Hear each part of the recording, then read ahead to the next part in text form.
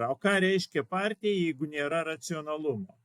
Kas tai per grupė, partija, kurioje nėra racionalumo? Šiaip tai mafija, štai šutvė. Ar ne? Hebra susirinko, racionalumo nėra, o kas tada yra svarbu? Lyderis.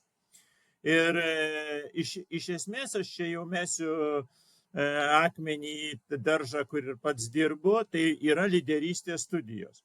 Lyderystės studijos, kurios 99,9% Lietuvoje kalba, kaip tau tapti lyderiu, bet nekalba apie tai, kokia yra racionali programa ir kokią racionalią programą tu gali atstovauti. Ta prasme, ko reikia, kad būtum lyderiu? Charizmatinė asmenybė, ar ne? Turi būti populiarus, turi būti gražus, tu ten fotografuotis, tu mandriai kalbėti ir dar ten visokių subtilių. Tai visoje šitoj politinėje estetikoje neliko vietos racionaliai argumentacijai.